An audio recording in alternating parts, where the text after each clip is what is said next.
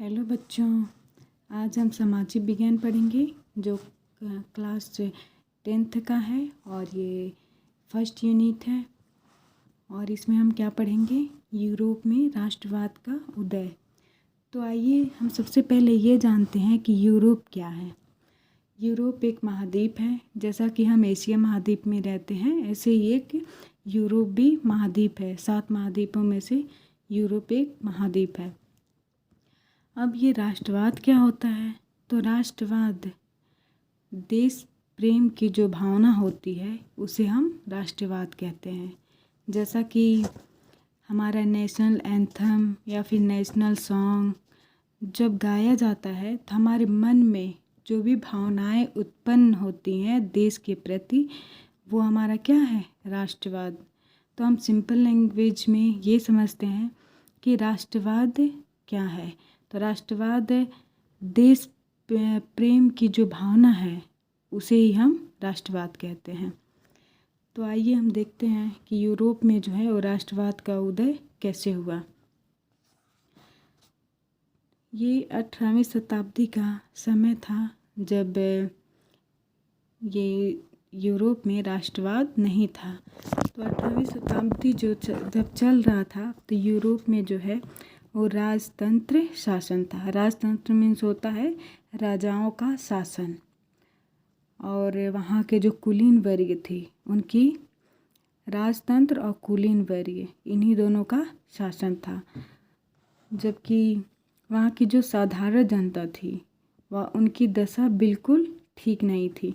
और यहाँ जो है ये राजतंत्र जब राजाओं का शासन था तब क्या होता था कि वहाँ के जो कुलीन वर्ग थे वो उनका समाज में, देखिए जैसा कि फर्स्ट पॉइंट है, समाज में कुलीन वर्गों का प्रभुत्व था। उस समय क्या था कि जो कुलीन वर्ग थे वो समाज में अपना रौब दिखाते थे।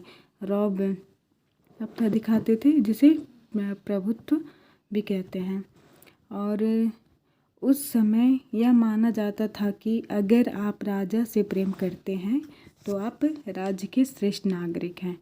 उस समय ये माना जाता था कि अगर आप अपने राजा से प्रेम करते हैं तो आपको श्रेष्ठ नागरिक माना जाता था उस राज्य के। जबकि ऐसा नहीं होना चाहिए। हमें अपने देश प्रेम की भावना रखनी चाहिए, ना कि राजा से प्रेम की भावना रखनी चाहिए। हाँ, राजा को हम रिस्पेक्ट दे सकते हैं, लेकिन हम देश से ज़्यादा राजा को रिस्पेक्ट नहीं दे सकते। लेकिन उस समय क्या होता था कि अगर आप राजा को मानते हैं, उनकी रिस्पेक्ट करते हैं, उनको ही श्रेष्ठ मानते हैं, देश से पहले आप राजा को मानते हैं, तो उस व्यक्ति को श्रेष्ठ माना जाता था। और वहाँ की देखिए उस समय 2 वर्गों में विभाजित था, एक राजतंत्र कुलीन वर्ग और एक साधारण जनता। तो वहाँ की जो साधारण जनता थी उनकी दशा जो है वो बिल्कुल ठीक नहीं थी। जो वहाँ के कुलीन वर्ग थे वो साधारण जनता पर विभिन्न प्रकार के अत्याचार करते थे।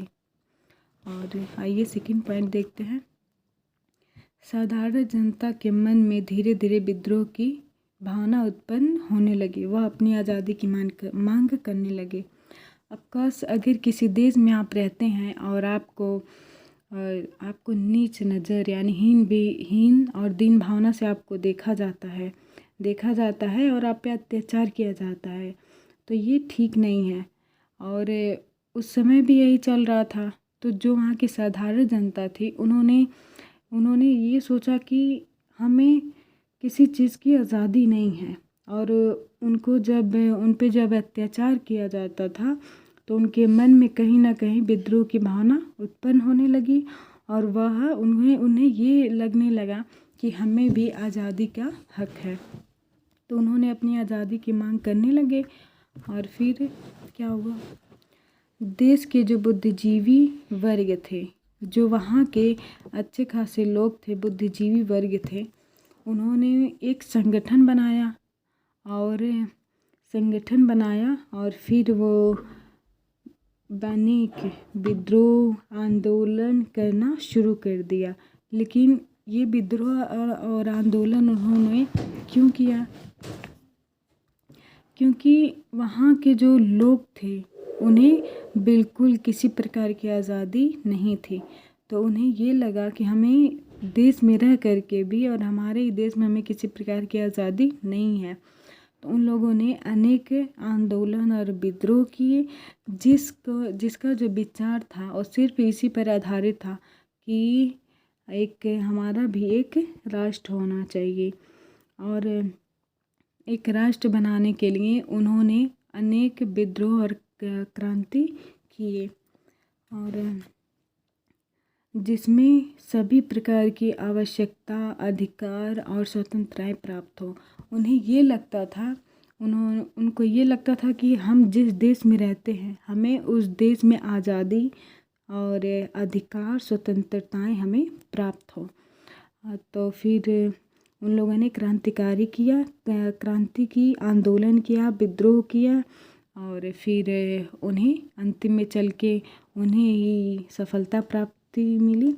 और धीरे धीरे जो है वहाँ की जो शासन प्रणाली थी राजतंत्री, वो समाप्त हो गया और यूरोप में जो है वो राष्ट्र राज्य की स्थापना हुआ। तो हम इसमें बस यही है कि यूरोप में जो है राष्ट्रवाद का उदय। तो देखिए बस इतना है, और आगे ऐसे वीडियो बना करके आपको भेजते रहेंगे, और आप चाहें तो इससे अपना नोट्स भी बना सकते हैं। ठीक है गाइस, बाय बाय।